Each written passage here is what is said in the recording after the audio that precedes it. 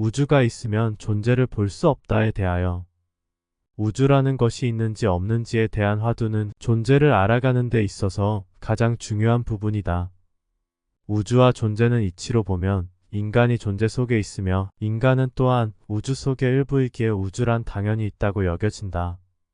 그러나 이 속에는 엄청난 비밀이 숨겨져 있다.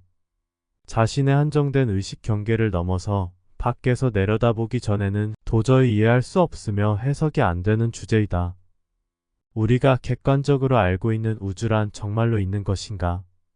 오온으로 들여다보아도 우주란 없고 공성으로 살펴보아도 우주란 없다.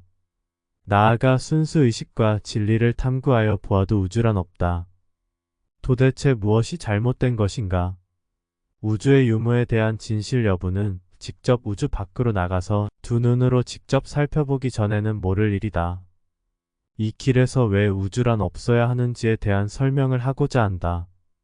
창조력으로 가득 찬 행복한 이 세상에서 골치 아프게 비존재라는 콘텐츠 자체도 못마땅한데 한술 더 떠서 우주가 없다고 하니 절망적일 것이다.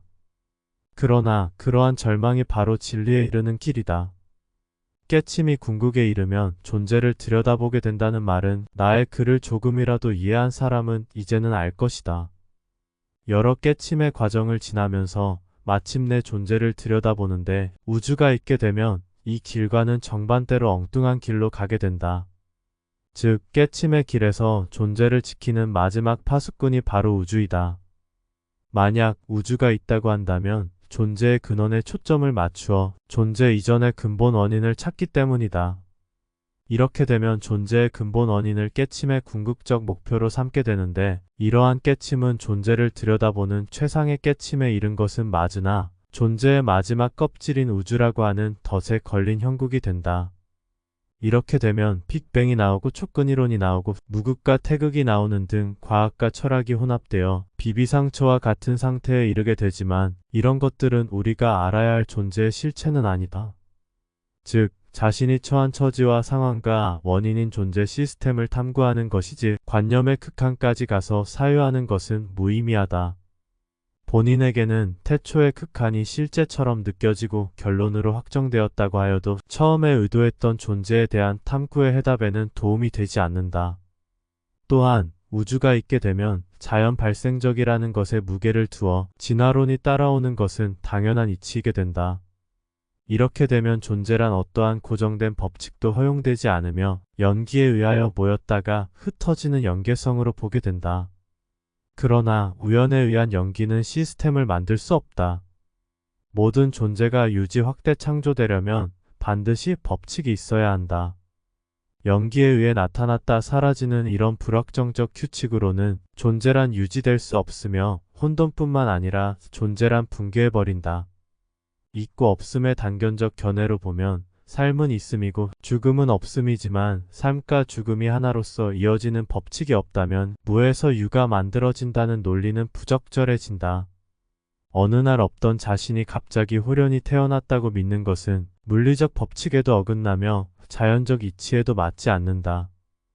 그래서 부모 미생전과 같이 부모에게서 태어나기 이전에 자신의 본래 면목을 관하는 것이 최상의 화두를 드는 것임에도 불구하고 선사들은 그런 이치를 모르고 습관적으로 부모 미생전 화두를 드니 깨침이 바르지 않으며 심지어 제자에게 무슨 대답을 할 수 있겠는가.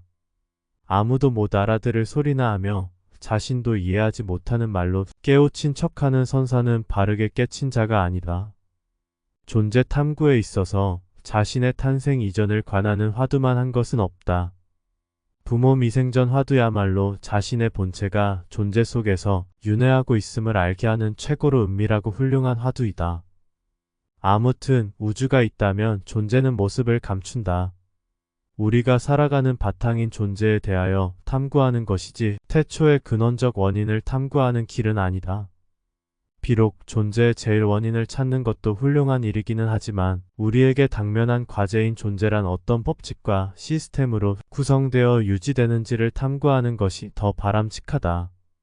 존재의 제일 원인은 알 수 없기에 그것을 창조자라고 하든지 무극이라고 하든지 아니면 무언가 절대라고 하든지 무엇이라고 부르든지 큰 상관은 없다. 중요한 것은 지금 이곳이라고 하는 존재가 어떤 규칙과 법칙으로 구성되어 있으며 어떤 시스템이 유지 관리되는지를 아는 것이 중요하다. 이것이 존재에 머물 것인지 벗어날 것인지를 판단하는 기준이 된다. 지혜와 직관으로 존재를 관찰하듯 비추어서 보고 안 보이던 존재 시스템이 드러난다면 그때가 되어서야 머무를 것인지 벗어날 것인지를 선택할 수 있는 선택권이 주어진다. 설령 마침내 존재를 보고 벗어나는 선택을 하였다 하여도 즉시 벗어날 수 있는 것은 아니며 진리에 대한 신념이 끝없이 필요하다.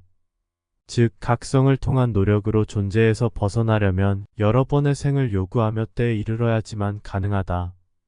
모든 것을 멈추고 비워서 스스로 비추어 보면 나의 지혜와 직관은 수천 개의 은하 같은 것은 없다고 한다.